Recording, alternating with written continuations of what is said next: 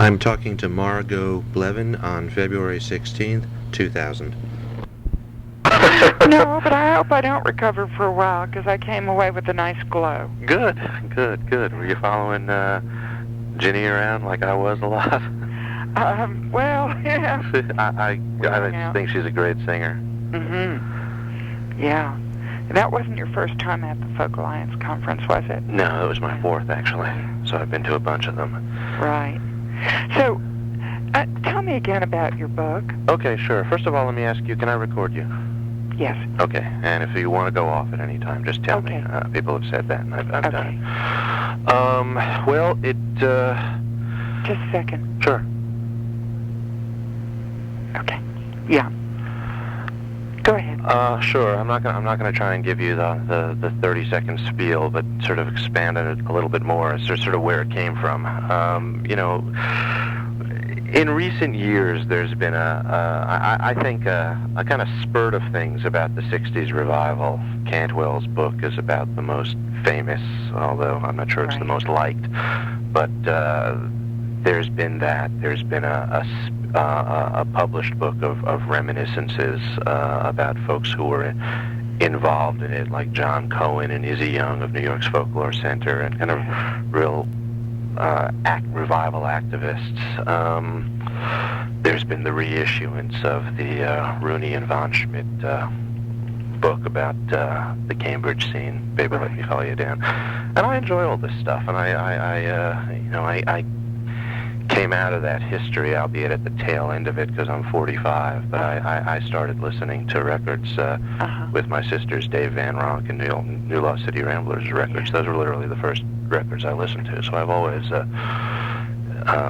always paid attention to that stuff. I have a huge record collection, and I go to bluegrass festivals and blues festivals and things, and as I was looking at these books, it started to bother me a little bit, although that's too strong a word. I like the books, I like their existence, but I said, I don't see any book-length treatments about revival activity right now among avocational folkies, not public folklorists. They put out things. But where are the books about people who do other things for a living, but who listen to old-time music and go to festivals and participate on the weekends and do radio shows? So I conceived of this book initially as an analysis of what I call, with tongue-in-cheek, the present-day folky project. Just what is it? What are all these people doing? Who the hell are they? How many of them are there out there? That's a great idea. Okay. And I'm sure you immediately ran into the problem of the word folk having been co-opted. Oh, sure. And I was aware of this. I mean, I've been... So people might buy your book and say, "Wow, there's nothing in here about folk music." Yeah. I'll tell you a little story. I was at a camp which no longer is running. It was in Florida. It was a wonderful old-time music and dance camp. And I was in line the first day for dinner, and some people were looking at the bulletin board, and I had posted the Augusta schedule on the bulletin board, and this girl was standing in front of me reading the whole thing. She said, "Oh, this sounds wonderful, but don't you have any folk music?" Yeah, well, so maybe I can enlighten people a little bit. Yeah, I mean, and it's I'm aware of it, sure, and sometimes I wonder if it's all a big fuss about a label that you have to give up because it's been stolen. Well, I was talking to Sandy Payton, and he went on and on and on about how the folk alliance has nothing to do with folk music, which is maybe a little too strong, but we both know the drift. And it was Sandy and Caroline were a great conversation. Yeah. But I thought to myself after I got off the phone that I guess if they call themselves, the North American Independent Music Alliance, tied to the music industry, Sandy might say, there's this organization that pays a lot of attention to the stuff we like. By calling itself the Folk Music Alliance and by betraying the creed. Here's what I think, and this is is, I think, a very positive thing to be saying. I used to get my back up a lot about this, and I'd go to the folk alliance and I'd grumble, and I'd grumble and I'd whine. A lot of whining went on at the folk alliance. I wasn't the only one, but I've started to notice that the lines are being blurred in both directions. How do you mean? Well, there was the traditional music way over in this corner, and the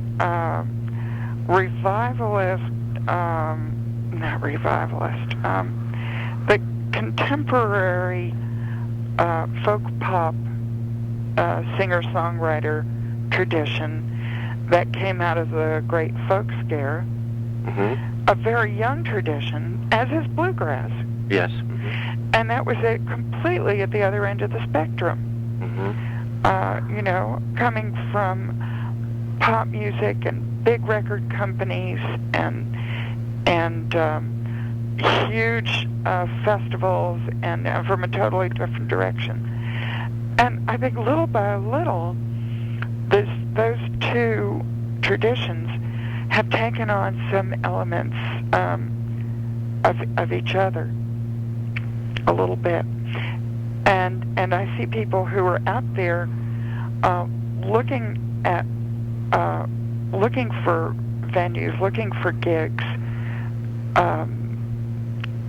that have kind of a crossover or fusion area of interest. So, it's not necessarily the two are not necessarily as incompatible as they once were. Do you think being at the Folk Alliance has helped you see that? Was that always the case? And in the Folk Alliance, you see everybody kind of cross-pollinating and walking from room to room? I don't think that it's helped me to see it so much as it's helped it to happen. Oh, that's interesting. I think it has. I can remember a time when somebody would sit down with a djembe or a conga drum in an old-time jam, and people would get up and back up and leave. And you see that not all the time, but you see it now. And those kinds of things. You see people opening their ears to instruments that are not traditional, not real pure as traditional, and all of a sudden saying, this is something that sounds good to me right now. Right. Or this is fun. Or, God, that sounds awful, but let's keep playing anyway. Sure. And I see a little bit more, maybe a little bit more awareness of the instrumentation and the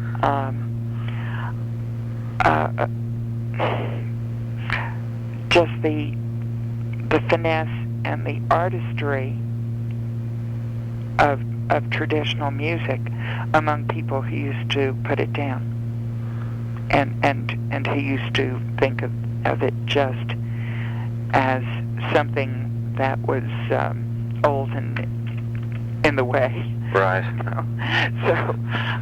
So I see a little bit of mixing there. I see people like Cordelia's dad and the Freight Hoppers, Sure. Bruce Molsky and Dirk Powell, people who are looking creatively at some mixing of traditions and gaining some wider acceptance. That doesn't mean that I think that the very, very purest traditional music carried down exactly as it always has been isn't alive and thriving and wonderful.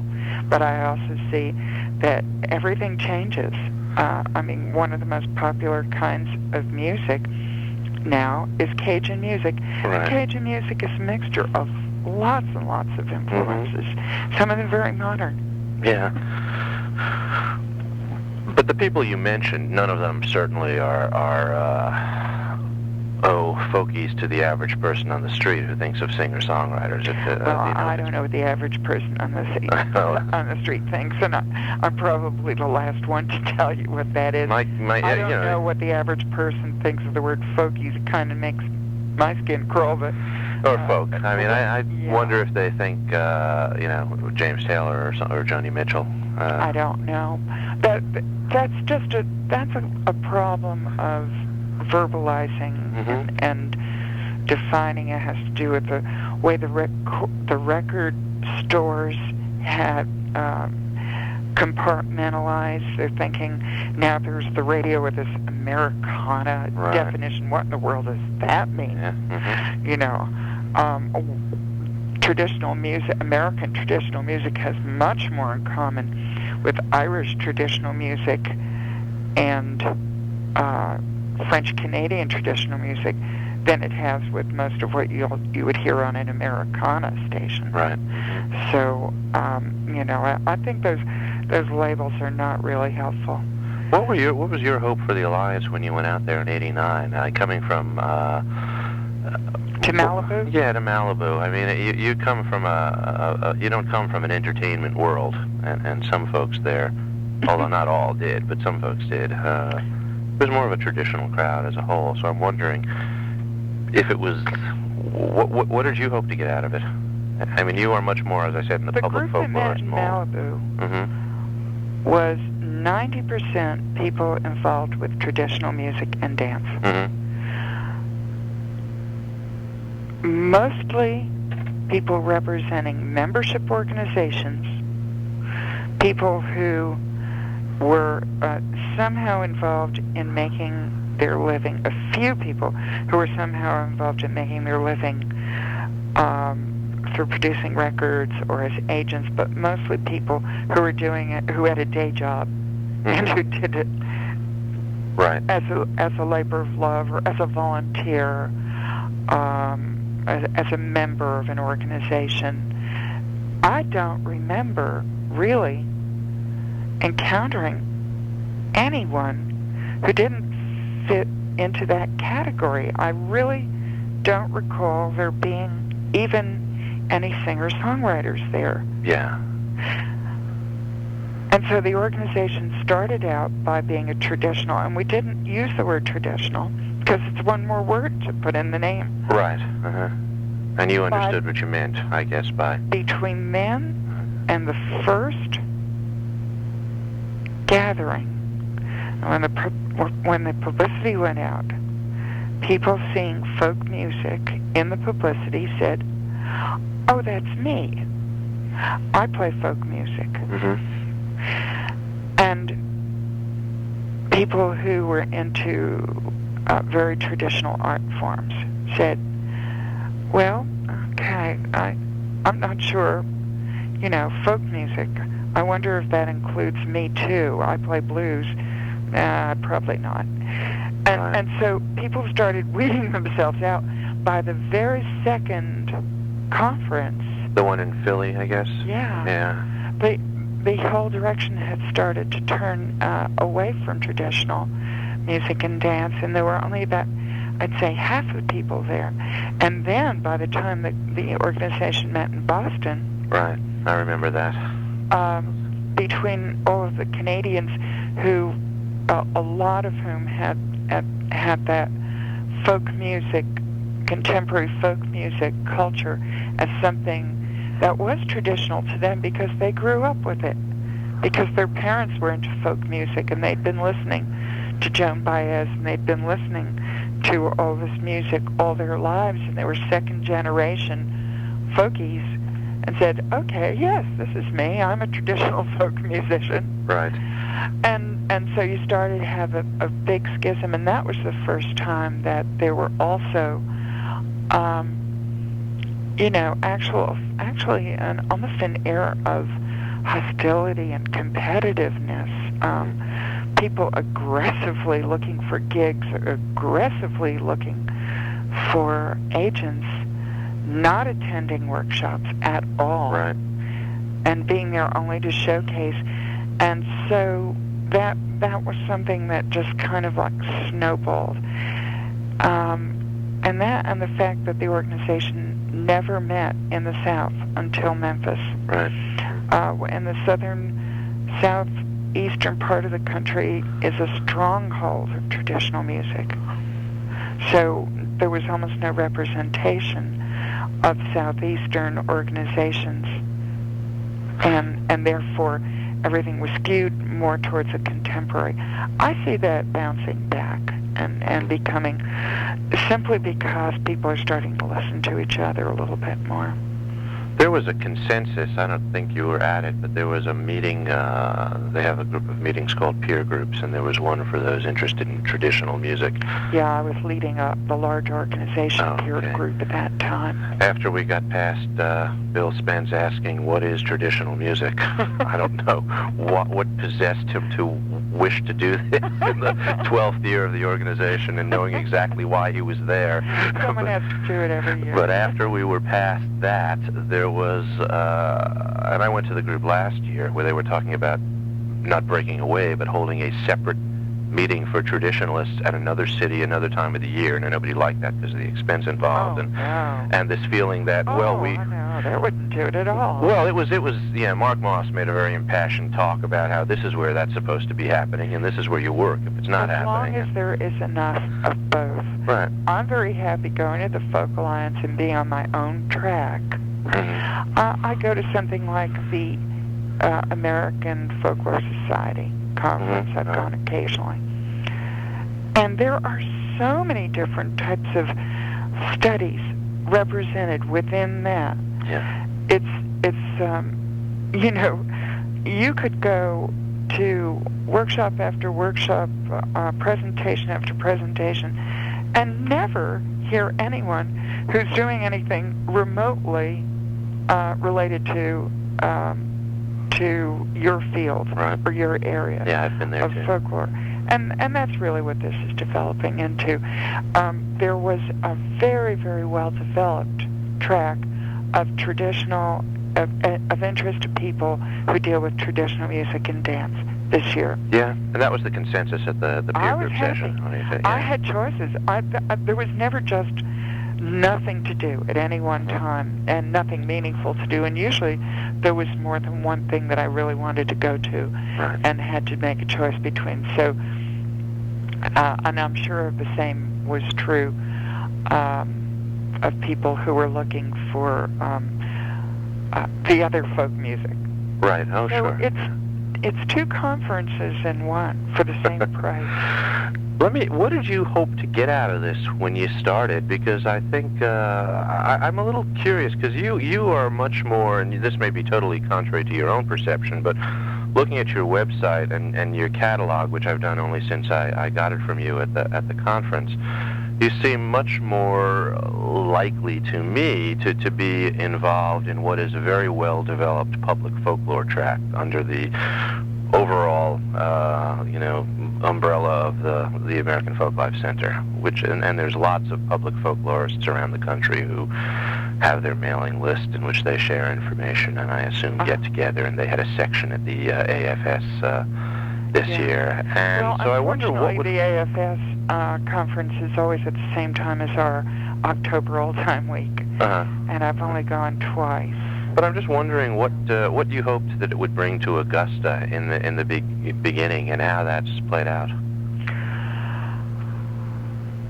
This whole thing started way before 1989. Mm-hmm. Around 1985 or 6. I had a conversation with Elaine Wiseman.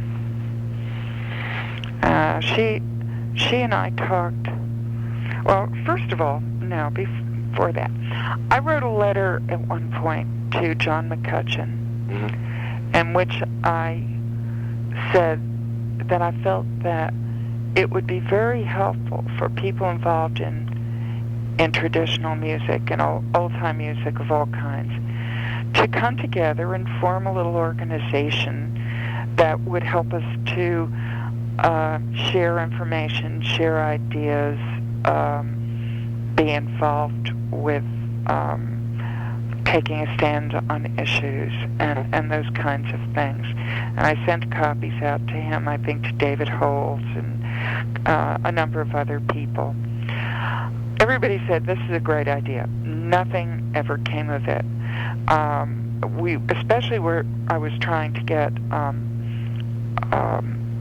Jay and Molly Unger and all the people involved with the different camps and educational programs to come together for our mutual benefit. Right. We're all too busy. We're all understaffed. And it just never went anywhere other than a lot of talk about it. Elaine Wiseman contacted me about that year and said, I have this vision. I think all the people involved with traditional music and dance should get together and talk all in one place. We never see each other. We never meet each other. You do your festival, I do my festival. I said, Elaine, this couldn't have happened at a better time. I just wrote this letter to John McCutcheon and a bunch of other people. And take that out. I said a bunch of other people. That sounds pretty ignorant. Okay. You know what I mean. I understand. Several people. And what I told her what the letter had said and what I wanted to do, she got all excited about that. She said, we're on the same wavelength. I run a huge organization in California. You run Augusta, which has been going forever. Why don't we get together and pick a spot and collect a bunch of people from different... Said it again. Sorry. That's okay. And collect the top people from each organization, from the different festivals and the different educational camps. Right. And just get together and talk about our mutual concerns, share information. All of us were having concerns about the new INS regulations. That was something on everybody's mind. And in fact, because we were talking about this, I went up to Boston to a meeting of, I can't recall what they called it, the Folk Network of some kind. I don't know what that is. In Boston. It was a very small meeting of all the people up in the northeast area who were involved with these kinds of things. Okay. And that was where the ball started rolling on the INS regulations, where there was finally a group of people who were able to say to the government, this is not right. You can't treat these old master Scottish singers in the same way you do a rock group from London. And Robin,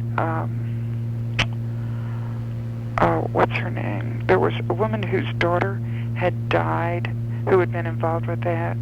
I don't know. And she's been at the Folk Alliance every year, and her organization, nonprofit organization, is named after her daughter, and that was her daughter's big dream. So she was there, and that got me very, very excited about what people can do when they get together and talk about these things. It was a wonderful meeting. Sure. So I came back all refreshed, and then got very busy again. And in the meantime, Elaine was talking to everyone all over the country about this, and nobody would respond to her. Elaine had a brilliant idea, and she couldn't get anywhere. And Elaine would call me up. I was one of maybe about 3 people, I'm sure, that she nagged like this. Elaine would call me up about 3 times a year, and it would be, hello, Margo, this is Elaine. And I would have to sift through my busy brain. Right, Elaine, sure. Who, after a while, I knew it was her because she was the only one who did that. And I couldn't remember even having met her. I don't think she's ever even been here. But this is Elaine. Well, what are we going to do about this? And I would have to stop what I was doing and think, who is Elaine? What's she talking about? What did I say? What did I promise to do? And then we would finally recoup. And the end of the conversation was always, this is great, let's do it. Where and when? She is a very practical person. Where, when? Right. Well, I'm so busy until, 3 months from now, let's talk again. And this went on for 3 years. Oh, goodness. And finally, Elaine said, I'm ready to move. Are you with me or aren't you? It's going to be in Malibu at the camp where we do our New Year's camp. And it's going to be on such and such a date. Will you do it with me? Will you help? And I said, fine. So we made up a list of the must-call people. Okay. The people who were key, who really, really needed to be involved, needed to be invited. Mike Seeger, Alice Gerard, Brad Foster, all the people from John C. Campbell Folk School. We were very careful to include folklorists, people who made recordings, Merrimack, Right. And the dance community, Okay. and people who were involved in some way with traditional ethnic dance, like the Buffalo Gap people, Right. and the festival people. And we made this list up. And then Elaine contacted everyone and said, this is a list of people who are coming. Are you on? Are you in?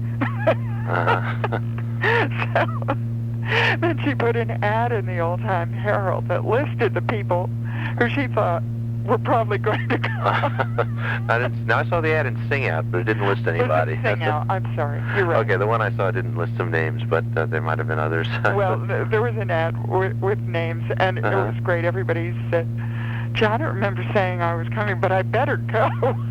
Right. Look who else is coming. Right.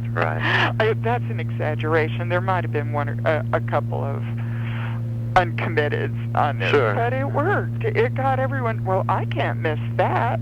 I know it's all the way out in California and it costs a bundle, but I can't be left out if they're all going to be there. So it was just the right move. Well, by the time it started, she had commitments from, I think, about 100 people, and there were about another 20 or 25 local people that Elaine probably comped in return for them doing a lot of the legwork, and it was very well organized. The camp was perfect location. It was a block from the ocean, and we never went to the ocean till the last day. Interesting. We never even saw it. We were in this room, in this pressure cooker of a space, talking nonstop with people who cared passionately about the same things that we did, and people, in most cases, for most of us, a few of us were a little more fortunate in that we ran national programs, so we had met a lot of the people there because they came to us from all over. Yeah. But most of the people there, each of us was a well-known name, Right. a name that we had heard, we had read, we knew all about, but had never connected a face to that name. People who sit in a radio station all day long and never met the artists whose work they Right. played, Yeah. and people who had magazines, ran ads from organizations, but had never met the person who was always calling and placing that ad. So it was tremendously exciting, and if we had done nothing else but just sit and talk to each other for a weekend, that would have been really valuable. Yeah. And I've felt that was true ever since. When I go to the Folk Alliance now, I certainly don't know everybody. I probably know fewer than half the people there, Right. because there's so many people who are involved with things that are not at all involved with what I am. Right. But of the people who are, now I know so many of them, and they know each other, and they know me. This has to create, it has to create a situation that leads to better cooperation and better understanding and more clout for the kinds of things that people can do when clout is needed. Sure. The comment cloud is an interesting one, because I'm wondering what, we talked about the INS regulations, and I know the FAA has done work around that issue. But you came out of your steering committee meetings in Philly with 5 broad goals, and they were written down, and if you need me to recapitulate them, I can do that. But the consensus I'm getting from a lot of people is that the biggest success of the Folk Alliance has been that once a year everyone gets to network real well, and that after that it kind of dissipates to things that are more or less devoted to internal issues having to do with keeping the organization solvent and going so that they can hold the next conference. Do you have a take on that at all? Is it really all about getting together once a year, or is the FA being effective, or can it be effective in other ways? How much more effective could you be than that? Okay. And that is a primary thing, to take people out of their little isolated location and their single-minded activity, and show them what other people are doing, and open up a window on new possibilities. I never come away from there without a notebook full of contacts, ideas, grant ideas, breakthroughs, people that I would like to hire. Really? People that I thought I would someday hire, and when I saw them in person, I knew I wouldn't. Right. All of those kinds of things. How are you going to see that all in one place? You'd have to spend your whole year going around visiting organizations and going to festivals and getting nothing else done. And here you can get so much of that done in one weekend. It's enormously valuable for me. That's great. And do you literally, was that a literal statement? You carry this notebook or fill it up at night? Great. Right. I have jottings of things that I've written down that I'm going to follow up on and already have in some cases. All the way home, Gordon and Blackley and Jenny Hawker and I talked and talked and talked. My voice was fine when I left there. By the time I got home, I was hoarse, because we literally talked for 7 hours straight. And that happens every time. Right.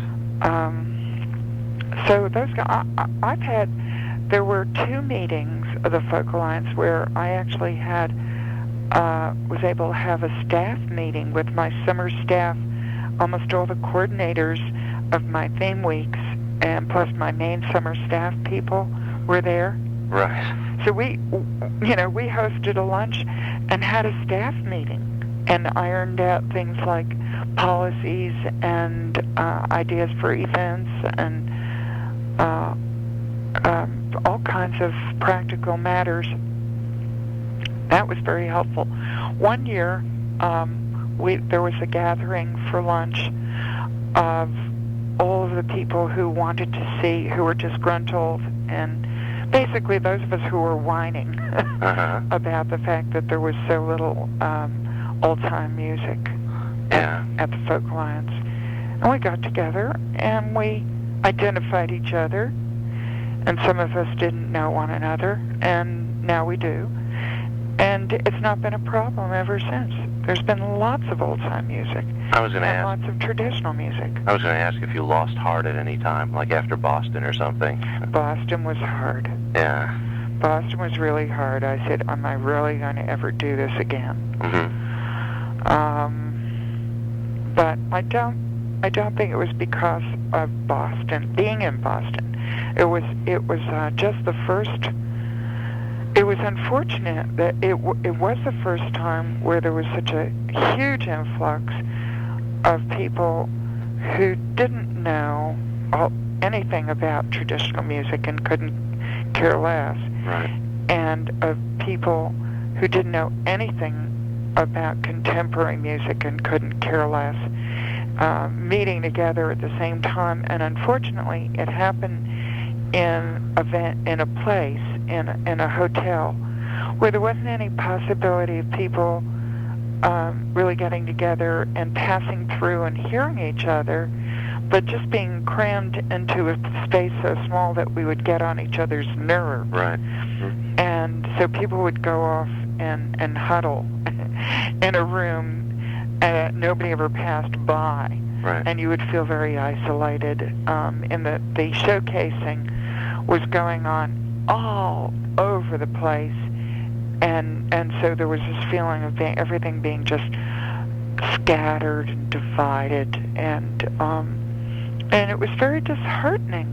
Sure. But after that, it just little by little, the traditional people stuck it out and said, if we want to change this, if we want to take back a position of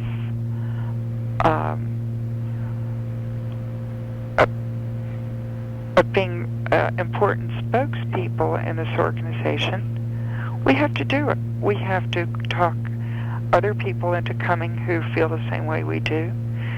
We have to look at what we can learn from these people. And that's when people like me, started going to the workshops on using the internet, Mm-hmm. which was very new. Right.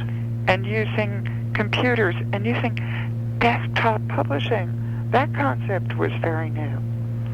Doing Right. your own desktop publishing was extremely new. And sharing mailing lists and controversies around that. And out of those meetings around that time, I don't think it was at Boston, but it might have been at the next one, the next conference. Out of that grew an organization called OTR. Old Time Radio, is that? Yeah, Yeah. Old Time Music on the Radio. Right. Was born at the Folk Alliance. Wouldn't have happened anywhere else. Right. And it was born at the Folk Alliance because people who were feeling as though the organization had kind of been sidetracked, not taken over, but sidetracked onto a whole other agenda, said, we're not here only to see that people can play old-time music for a living, although that's a wonderful dream of ours and we wish it would come true for people.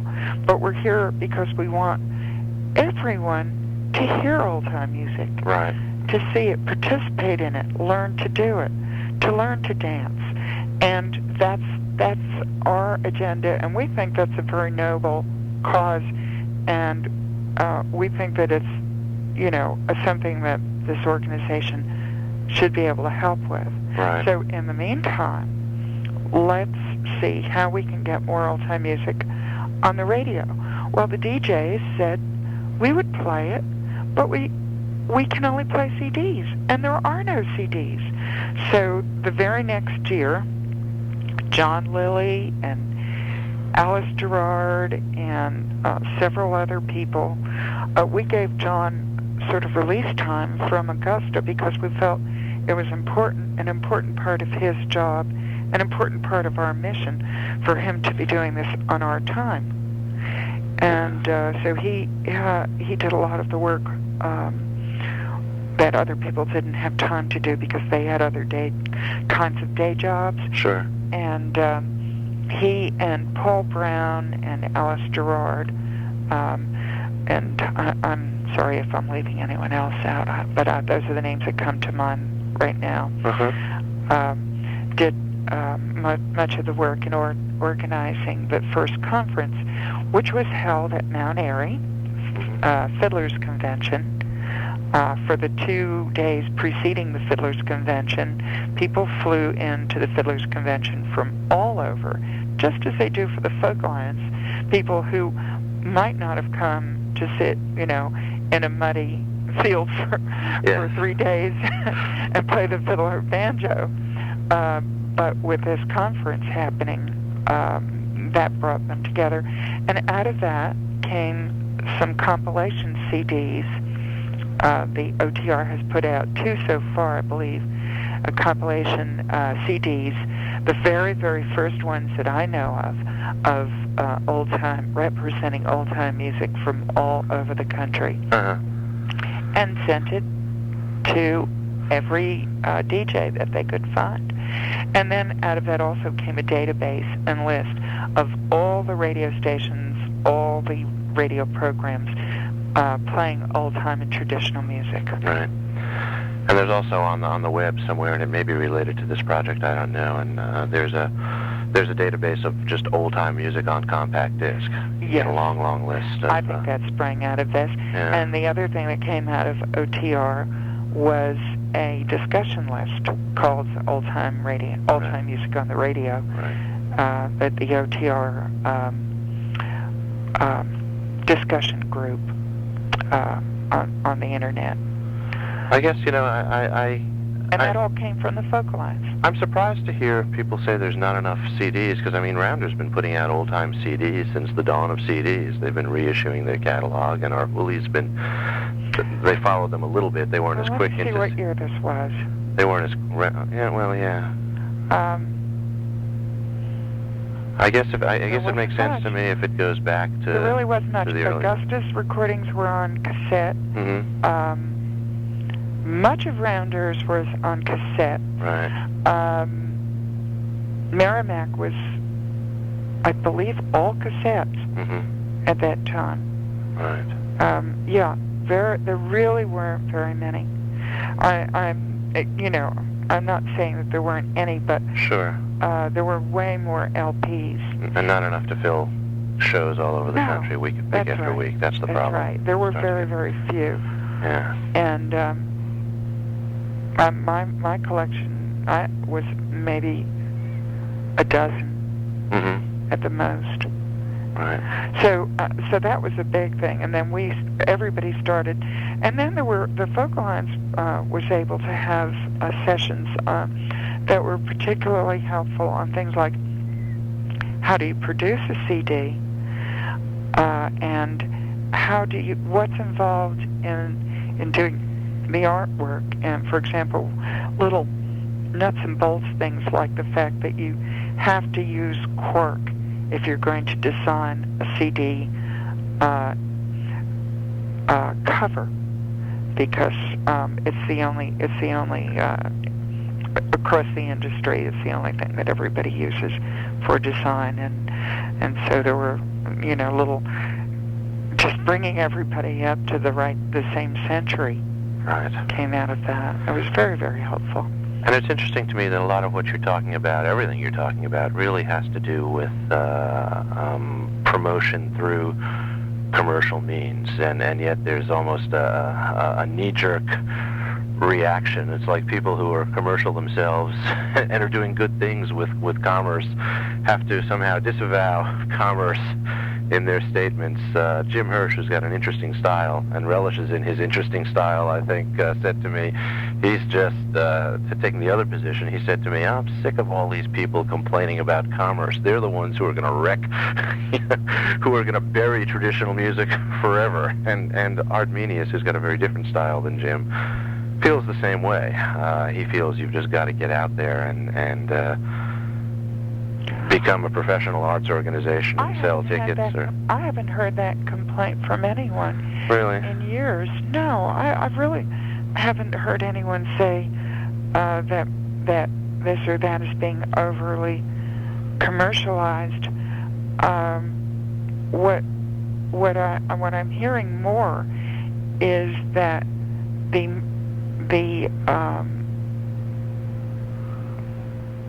more pure, I don't want to use the word pure. Oh, yeah.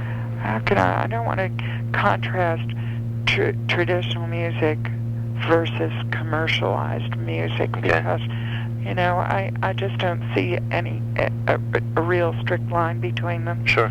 But the kind of music that I listen to and that I play and that I support myself personally, and the kinds of things that Augusta includes, might be commercially viable if people heard them. Sure. But it's not that the music is that different from commercial music. Right. It's just that, who hears it? Sure. And so, I don't think that there is any reason why Jenny Hawker has to change her style and her repertoire one bit. Her music, as is, would be very commercially attractive to people if they could hear it. Right. But where are they going to hear it? And that's the main problem. The other problem is with the young people, and this is what I was talking to you about at the Folk Alliance. Yeah, and I'm interested in this.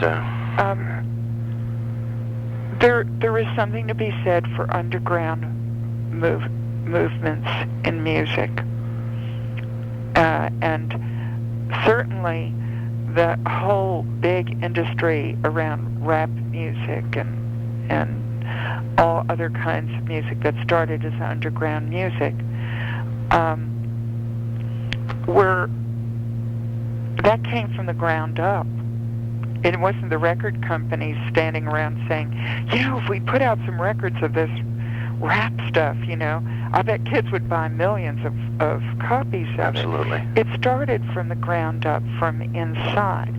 And so I think if kids are making that music, if young people are playing the music, young people will hear it and will listen to it. And so it goes off in a little bit different directions. So that's always happened. None of this music is written in stone. It changes constantly. Right. When radio came in and the Carter family and the Grand Ole Opry were there, that changed the kind of music that people had formerly been sitting in their homes playing on their front porch. It changed it forever.